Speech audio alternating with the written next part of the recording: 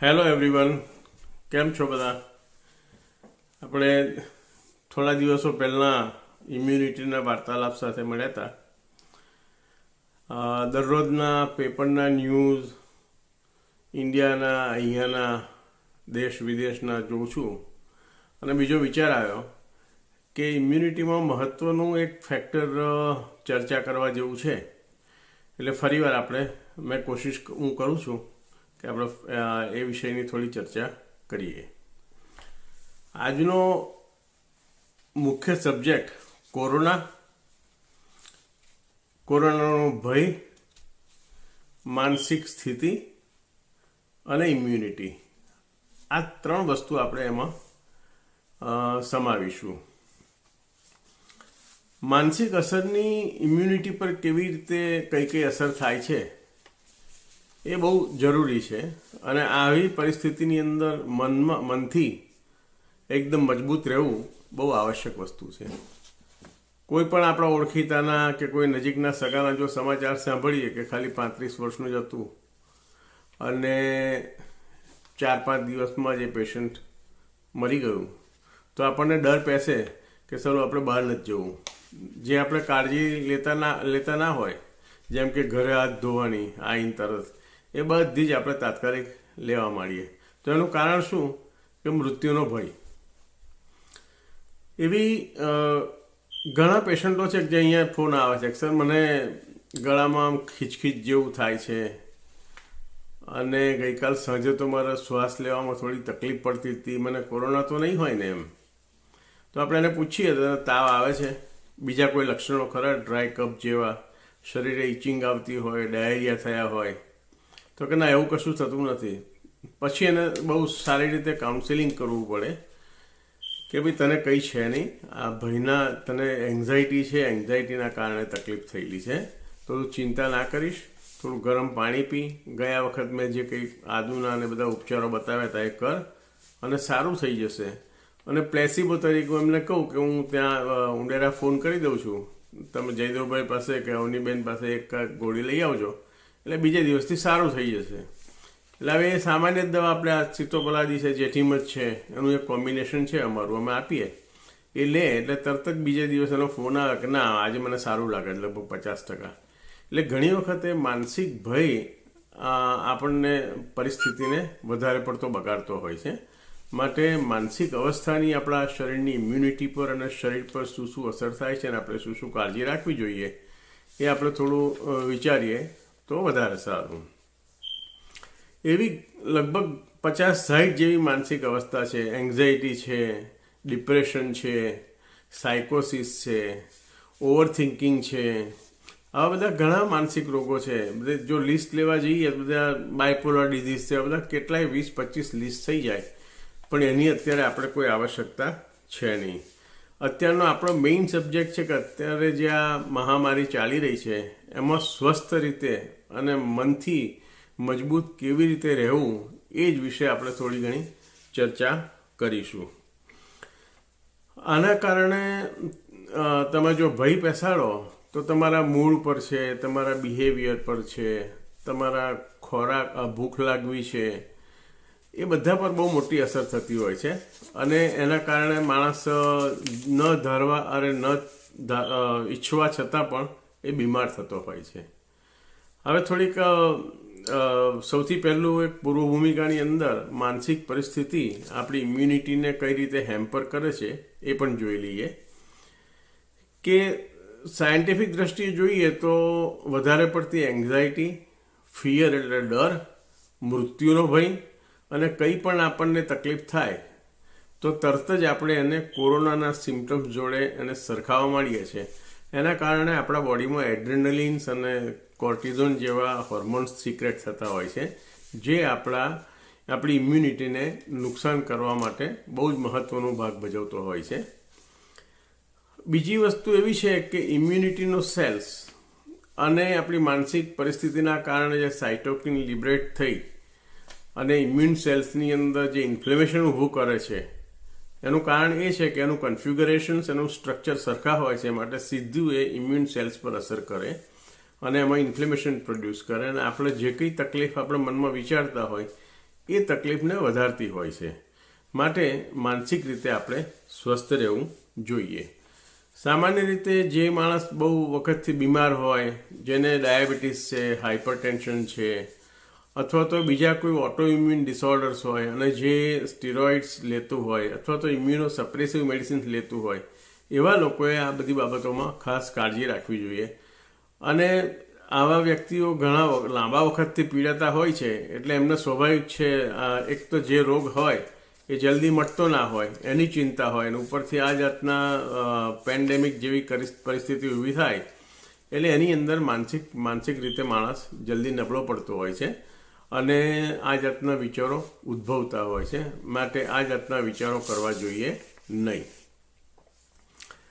અત્યારે માનસિક ઘણી પરિસ્થિતિ એવી છે. હવે જો સ્ટીરોઇડ જો લિબરેટ થાય છે અને એડ્રેનાલિનની મેં વાત કરી, પણ અત્યારે એક નવી પદ્ધતિ એવી છે કે સાયકોસિસ જેવા પેશન્ટોની અંદર પણ અત્યારે સ્ટીરોઇડ આપતા હોય છે. તો આ બેનું મેળ કેવી રીતે ખાય એ પણ એક વિચારવા જેવું છે કે સ્ટીરોઇડના ઓવરડોઝના કારણે, એટલે વધારે પડતા ડોઝના કારણે ઇમ્યુનિટી ઓછી થાય અને સાયકોસિસ જેવી પરિસ્થિતિ કંટ્રોલમાં પણ આવતી હોય છે. એક પદ્ધતિ અત્યારે નીકળેલી છે. જો તમે ગૂગલ પર જોશો તમને મળશે કે આ જાતના અમુક ઘણા એવા સાયકોસિસ જેવી પરિસ્થિતિની અંદર અત્યારે ડૉક્ટરો સ્ટીરોઇડ જેવી દવાઓ આપતા હોય છે. તો વાઇસે વર્સા છે, બંનેના પર આધારિત છે કે વધારે પડતું જો જે વ્યક્તિને કંઈ હોય નહીં અને જો એડ્રેનાલિન વધારે રિલીઝ થાય તો ભય અને ચિંતા વધારે ઉત્પન્ન થાય છે અને આપણે જે ઇમ્યુન સેલ્સ હોય છે એને વધારે પડતું ઇન્ફ્લેમેશન્સ કરીને આપણને આ તકલીફ ઊભું કરતું હોય છે. તો બીજી વસ્તુ એ છે કે જેટલા પણ માનસિક પરિસ્થિતિમાંથી પસાર થતા હોય છે એ લોકોને બીજું એક ઓબ્ઝર્વેશન એવું આવ્યું કે સિરમ ઇન્ટરક્યુલ્યુકિન્સ વધારે પડતું લિબરેટ થતું હોય છે, જે પાછું ઇમ્યુનિટી જોડે સંકળાયેલું છે. તો આ બધા જ મોડર્ન સાયન્સના જે તપાસ છે એનાથી એવું ચોક્કસ રીતે પ્રૂવ થાય કે વધારે પડતી ચિંતા કે વધારે પડતી નેગેટિવ થિંકિંગ જો આપણે કરતા હોય તો ચોક્કસ આપણી ઇમ્યુનિટીને વધારે પડતું હેમ્પર કરે છે. માટે આ પરિસ્થિતિની અંદર મન સ્વસ્થ રાખી અને શાંતિથી સારા વિચારો કરી અને આનાથી આ જાતની તકલીફોથી આપણે બચવું જોઈએ. તો ઇમ્યુનિટી ઓછી કરવા માટે આપણે નકારાત્મક વિચારો ઓછા કરવા જોઈએ. મેડિટેશન તમે કરો, પ્રાણાયામ કરો. આપણા સેન્ટર દ્વારા જે સવારે ડેઇલી યોગા સેશન થતું હોય છે એને રેગ્યુલર જોઈન કરો. હવે આની અંદર પ્રશ્ન એ થાય કે સામાન્ય રીતે માણસ તમે 2-3 દિવસ યોગ કરો એટલે તરત જ એમાંથી ફાયદો શોધવા કોશિશ કરતો હોય છે. સારું આ અઠવાડિયાથી કે 2 દિવસથી આ કરું છું પણ કોઈ પણ જાતનો ફાયદો થયો નથી. પણ હવે આ કંઈ એવી વસ્તુ નથી કે તાત્કાલિક તમને એનો ફાયદો જોવા મળે.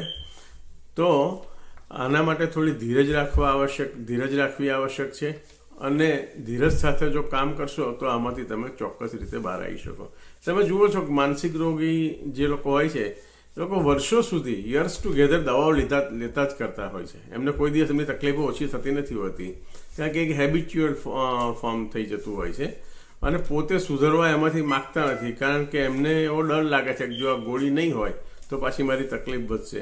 અને તદુપરાંત તેમના ઘરવાળાઓને પણ એવું લાગે કે જો આ ગોળી નહીં લે તો ધમાલ કરશે અથવા તો ડિપ્રેશનમાં બેસી રહેશે. પણ ખરેખર જે આ બધી જે આ માનસિક રોગોની દવા હોય છે એ લીધા પછી તમે જુઓ તો વ્યક્તિ શાંતિથી ચૂપચાપ નરમ એકદમ લોચો પડ્યો હોય એવી રીતે ઘરમાં બેસી જ રહે. એટલે ટૂંકમાં એનો ઉત્પાત ઓછો થઈ જાય પણ એનો રોગ જાય નહીં. હવે તમે વિચારો કે માણસ એક દિવસમાં કેટલા વિચારો કરતો હશે, કે માણસને એક દિવસમાં કેટલા વિચારો આવતા હશે. તમે કોઈ દિવસ વિચાર્યું જ ખરું? તમને કલ્પના બહારની વાત છે. અહીંયા વૈજ્ઞાનિકોના 2 ગ્રુપ હતા અને બંને ગ્રુપોએ અલગ અલગ અભ્યાસ કર્યો કે એક વ્યક્તિ આખા દિવસમાં કેટલા વિચાર કરે છે. તો જાણવા મળ્યું કે એક વ્યક્તિ આખા દિવસમાં એટલે ઊંઘવાના સમય સિવાય 60,000 થી 80,000 વિચાર કરતો હોય છે. આ તમને આશ્ચર્ય લાગ્યું જશે અત્યારે કે આપણે આટલા બધા વિચાર કરીએ છીએ. એટલે ઓનેસ્ટલી જુઓ તો કલાકના 2,500 થી 3,000 અથવા તો 2,000 થી 3,000 વિચારો આપણે કરતા હોઈએ છીએ.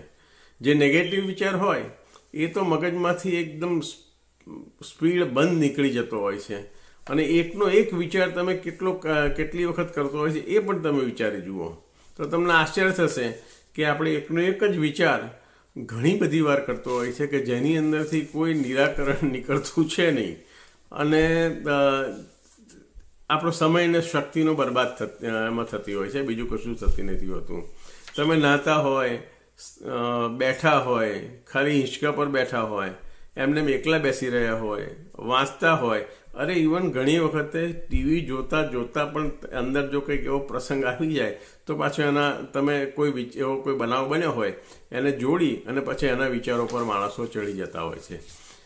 અને એ બધા જ નિરર્થક વિચારો હોય છે. વિચારોથી જો કંઈક પૈસા ઉત્પન્ન થતા હોય તો અત્યારે બધા કેટલાય લોકો પૈસાદાર થઈ ગયા હોય, પણ હંમેશા આ જે બધા વિચારો હોય છે એ યુઝલેસ વિચાર હોય છે.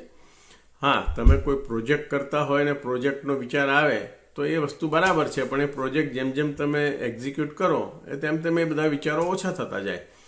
પણ હવે હું આવું કરીશ, હવે કોરોના આવ્યો છે, કદાચ મને લાગશે તો શું થશે, મને કદાચ લાગે ને હું કદાચ મરી જાઉં તો મારા પાછળવાળાનું શું થશે, આ બધા જ વિચારો વારાફરતી આખી સિરીઝ ચાલ્યા કરતી હોય છે.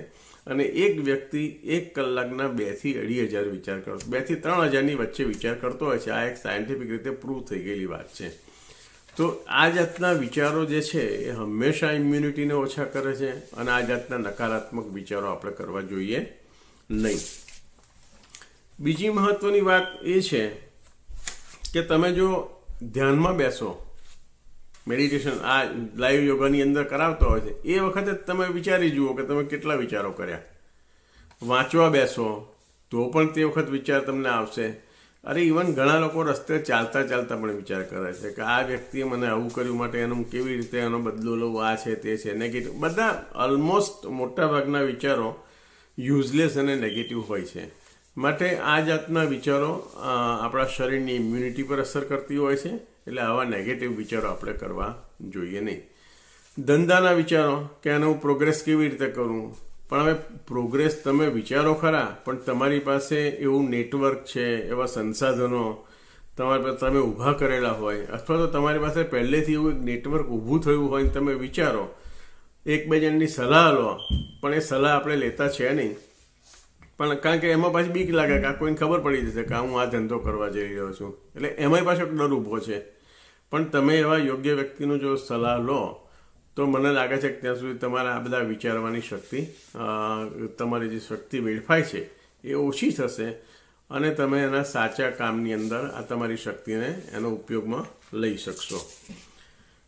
હવે આ બધા વિચારો એને બંધ આપણે કેવી રીતે કરવા, એના માટે શું કરવું જોઈએ, અથવા તો મોટાભાગે આપણે પૂછીએ કે ભાઈ તમે આટલા બધા વિચારો કરો છો, તો જનરલી બધા ના જ પાડશે, ના ના ના ના આટલા બધા કોઈ વિચાર કરતો છું જ નહીં, અને આવા વિચારો કે અમે આવતાય નથી ને અમે કંઈક કરતાય પણ નથી. પણ ખરેખર એ સબકોન્શિયસ માઇન્ડની અંદર તમારા બધા વિચારો ચાલ્યા જ કરતા હોય છે.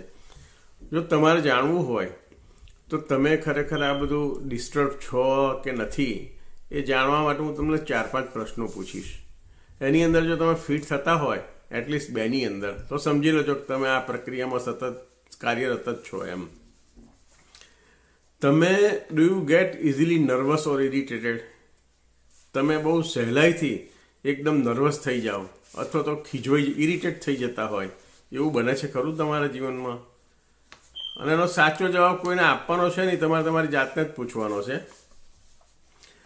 બીજો પ્રશ્ન એ છે કે do you gate fierce and doubt which disturb you? તમને ઘણી વખત એવો ડર લાગે છે કોઈ પણ બાબતનો? કેટલા લોકો તો રસ્તે ચાલતા ચાલતા આમ પાછું વળીને જોઈ લેતા હોય છે, કોઈ મને ફોલો નથી કરતું ને, એવા ઘણા લોકો છે.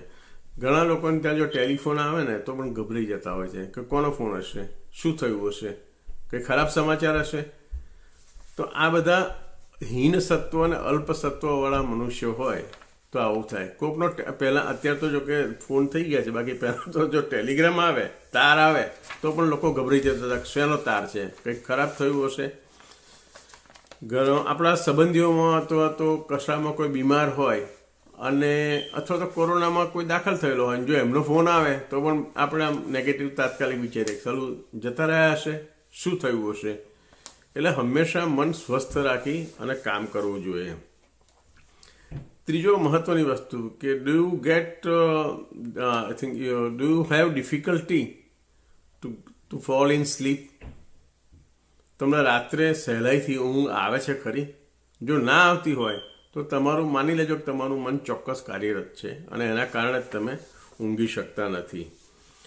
તમારા વિચારોના કારણે તમે સતત ડિસ્ટર્બ રહ્યા કરો છો, એક ને એક જાતનો વિચાર કરીને.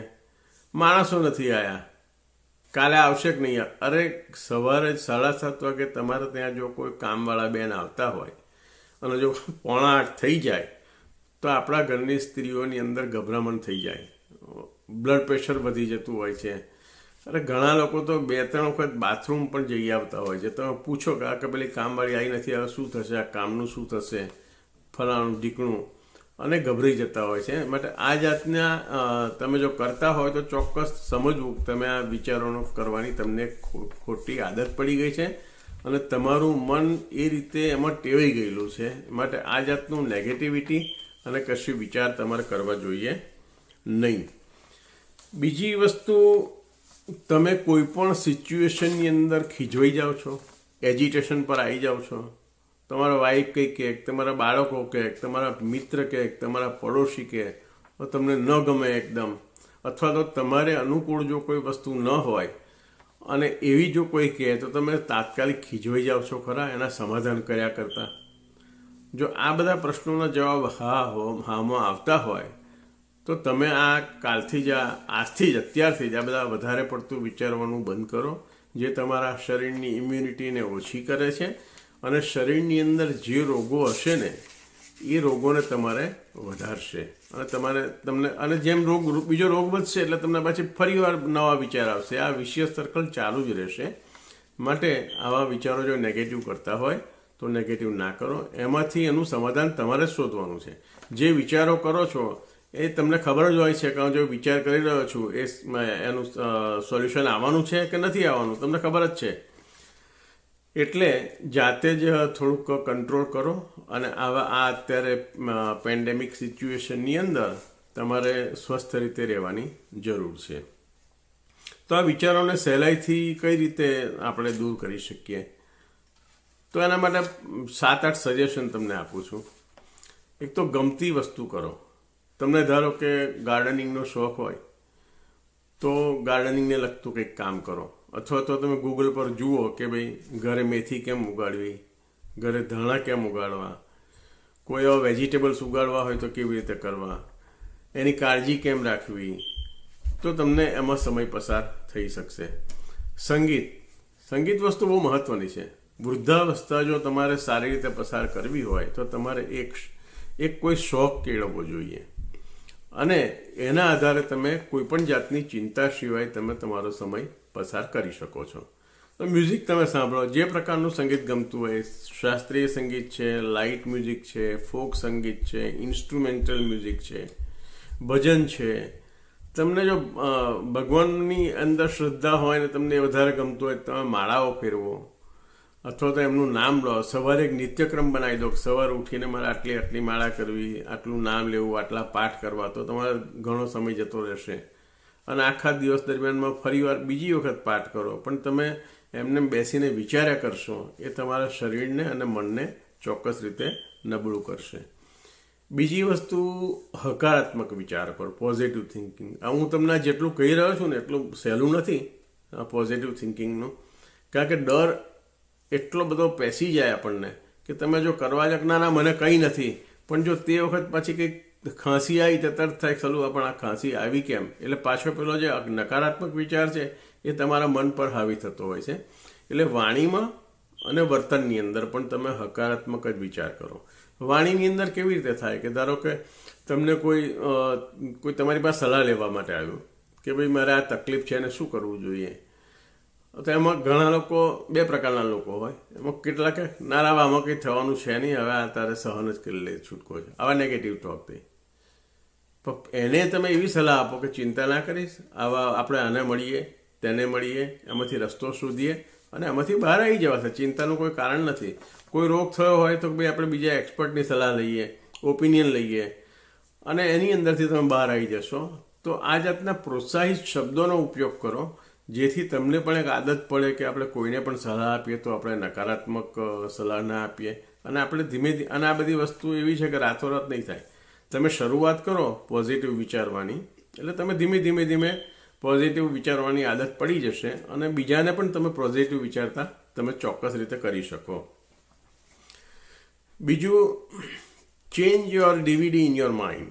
તમે જે કંઈ ડીવીડી ફિક્સ કરી છે વિચાર કરવાની, એને તમે ચેન્જ કરી નાખો. કારણ કે એક જ પ્રકારના તમે જો ડીવીડી ચેન્જ નહીં કરો તો એનું એ જ ઓટોપ્લે થયા કરશે. એટલે તમે એ ઓટોપ્લે કરવાનું બંધ કરો. સહેજ પણ કોઈક વાર વિચાર આવે, શરૂ થયો, તમને લાગતું હોય કે આ વિચાર સારું કાયમ કર્યા કરું છું, જેવું વિચારવાનું શરૂ કરો તે વખત તમે કંઈક મનમાં ગીત ગણગણો અથવા તો બહાર ઉભા રહો, પક્ષીઓ જુઓ, વૃક્ષો જુઓ. ઘણી બધી વસ્તુ પ્રકૃતિની જોવા જેવી છે. કોઈ મિત્રને ફોન કરો, કોઈ ગમતા માણસને ફોન કરો, એની સાથે વાતો કરો, ભાઈ શું કરો છો શું નહીં, તો આપોઆપ એ વિચાર દૂર થઈ શકશે. અને ધીમે ધીમે આ બધી વસ્તુ આદતની જરૂર છે, એકદમ કે રાતોરાત થવાનું નથી. પણ આ જાતનો તમે પ્રયાસ શરૂ કરશો તો ચોક્કસ રીતે એમ જ તમે બહાર આવી શકશો. ઊંડેથી તમે શ્વાસ લો, બ્રિધિંગ શરૂ કરો, બ્રિધિંગ ટેકનિક. આ બ્રાહ્મણી પ્રાણાયામ છે, આપણા જે ડેલી યોગની અંદર જે કંઈક બતાવીએ છીએ એ કંઈક કરો તો વધારે પડતું સારું. ધ્યાન અને પ્રાણાયામ, મેડિટેશન પણ કરો. અને મેડિટેશન એફર્ટલેસ હોવું જોઈએ. તમે ધ્યાનમાં બેસો છો અને ધ્યાન થવું જ જોઈએ એવું રાખશો નહીં. એ કંઈ એવું ઇઝી નથી. અહીં અમેરિકાની અંદર, કેલિફોર્નિયાની અંદર ડૉક્ટર સ્ટુઅર્ટ રોથનબર્ગ કરીને હતા. એમનો જે ફિઝિયોલોજી ડિપાર્ટમેન્ટની અંદર રિસર્ચ હતું કે ઇફેક્ટ ઓફ મેડિટેશન્સ ઇન બ્રેઇન. એની અંદર લગભગ ઘણા બધા ગ્રુપ્સ હતા કે એમેચ્યોર મેડિટેટર્સ, પછી 0 to 5 years એક્સપિરિયન્સ મેડિટેટર જે 5 વર્ષ સુધી સતત કરતા હોય એવા, પછી એવા 10 વર્ષથી કરતા હોય એવા, 15 વર્ષથી કરતા હોય એવા, 20 વર્ષથી કરતા હોય એવા અલગ અલગ ઘણા બધા ગ્રુપ હતા. અને 86ની અંદર આયોવાની અંદર મેં એમની સાથે કામ કરેલું હતું ફેરફિલ્ડમાં. તો એમનો એવો અનુભવ હતો કે આટલા બધા મેં ગ્રુપો ટ્રાય કર્યા, પણ બ્રેઇનની અંદર જે કોર્ટેક્સમાંથી જે વેવ્સ પસાર થવા જોઈએ એ ફક્ત એક જ વ્યક્તિની અંદર થયો, બાકી બીજા કોઈમાં થયો નહીં. તો તમે વિચારો કે જે 25 વર્ષથી મેડિટેશન કરતા હતા એ લોકોમાં પણ આ પરિણામ જોવા ના મળ્યું. તો તમે 15 દિવસથી આંખો બંધ કરીને 20 મિનિટ બેસતા હોય, એની અંદર વિચારો આવવા સ્વાભાવિક છે. અને ઇટ વિલ ટેક ટાઈમ, અને એના માટે પ્રેક્ટિસની જરૂર છે અને ધીરજની જરૂર છે. સીધી રીતે 10 મિનિટ જો હલ્યા ચાલ્યા સિવાય બેસી રહેતા ના હોય તો મન કંઈ ઓછું તમારા હાથમાં છે, એની ગતિ કેટલી બધી છે. એટલે તમે એવી એક આદત રાખો તો તમને ખરેખર ફાયદારૂપ થશે અને આ બધા નેગેટિવ વિચારોમાંથી તમે બચી શકશો. એટલે આ એક તમે આદત રાખો. છેલ્લે એક વાત કહું કે આ ઇમ્યુનિટીની અસર માનસિક વિચારોથી થાય છે, એની સાબિતી આયુર્વેદમાં પણ છે અને બહુ સરસ રીતે બતાવેલી છે. ચરક સંહિતા સૂત્રસ્થાનની અંદર અગ્રેહરણીય અધ્યાય છે એક. અગ્રેહરણીય એટલે શેમાં શું શ્રેષ્ઠ, એટલે ડ્રગ ઓફ ચોઇસ જેને કહેવાય ને એ પ્રકારનું. તો કોઈ પૂછ્યું કે ભાઈ રસાયણની અંદર સારામાં સારું કયું દ્રવ્ય? રસાયણ એટલે જે આપણું એજિંગ ડિલે કરે, તમારી ઇમ્યુનિટી સારી રાખે. તો આચાર્ય અગ્નિવેશે કહ્યું પુનર્વસુ આત્રેય કે આમળા સારામાં સારા છે. તો એક ઋષિએ પૂછ્યું કે જે વ્યક્તિને શરીરમાં રોગ થયો હોય એને વધારવો હોય તો શું શ્રેષ્ઠ? ઉલટો પ્રશ્ન પૂછ્યો. પણ એ ઋષિ એટલા માટે પૂછ્યો હતો કે જો આપણે જો ઇઝીલી જાણી શકતા હોય તો એ વ્યક્તિને આ વસ્તુ આપણે કરવાની ના પાડી શકીએ. તો પુનર્વસુ આત્રે એક જ સૂત્રમાં જવાબ આપ્યો કે વિષાદો રોગ વર્ધના નામ, અર્થાત કે મનમાં જો વિષાદ થાય, ચિંતા થાય, ભય થાય અને એના કારણે ડિપ્રેશન આવે તો શરીરમાં જે પણ કોઈ રોગ હોય એ વધતો હોય છે અને બીજા પણ એની અંદર રોગ લાગુ પડતા હોય છે. માટે સારાંશ એટલો જ છે કે આ કોરોનાની અંદર તમને કોઈને લાગુ નથી પડવાનો. તમે જે કંઈ કાળજી રાખવાની છે રાખ્યા કરજો. દરરોજ ઘરમાંથી બહારથી જ્યારે પણ આવો તો એક સ્નાન કરો, કપડાં તાત્કાલિક ધોવા નાખી દો. થોડુંક જ કંઈક વસ્તુ બહાર લેવા ગયા હોય અથવા તો કોઈ બહારથી કોઈ આવ્યું હોય તો તમે ચંપલ પણ તમે બહાર ઉતારો, કારણ કે ધૂળ સાથે ચંપલ સાથે પણ આ બધા આવી શકતા હોય છે. આપણા ઘરમાં બાળકો હોય એ લોકો જોઈએ એટલી કાળજી રાખતા ના પણ હોય, મોટા જ નથી રાખતા, પછી બાળકો શું રાખે. કેટલાય લોકો તમે જુઓ તો અત્યારે બહાર માસ્ક વગર ફરી રહ્યા છે, એમને કોઈને પડી જ નથી. અને આ બધું અત્યારે લોકડાઉન ઓપન થયું છે એની અંદર તમે જુઓ આખો પેલો માનવ મહેરામણ ઉઘડ્યું બહાર નીકળી ગયું છે. એની અંદર કેટલાય જીવતા બોમ્બ જેવા ફરતા હશે. એટલે બને ત્યાં સુધી અત્યારે શરૂઆતની અંદર જવાનું ટાળો. ધીમે ધીમે જો કદાચ કોકને લાગ્યો હશે તેને ખબર નહીં હોય અને હર્ડ ઇમ્યુનિટી ડેવલપ થઈ જશે અને પછી એકદમ પાછો રોગ થાય નહીં. માટે શાંતિથી બિલકુલ શુદ્ધ મન, સ્વસ્થ મન રાખી અને નેગેટિવ થિંકિંગ વિચારશો નહીં. તમે હેલ્ધી શાકભાજી છે, ફ્રૂટ્સ છે વધારે ખાઓ અને વિચારો રોકવાની તો કોઈ દવા છે નહીં કોઈ જાતની. માટે મનને મજબૂત કરે એવા વિચારો કરો, ગમતા કામ કરો, દરરોજ વ્યાયામ કરવાનું રાખો, સંગીત સાંભળો, ધ્યાન કરો, પ્રાણાયામ કરો. આ બધી વસ્તુ પર ધ્યાન રાખી કેન્દ્રિત કરજો. તો મને લાગે છે ત્યાં સુધી કોરોના કદાચ જો નજીક આવ્યો છે તોય તમને લાગે નહીં.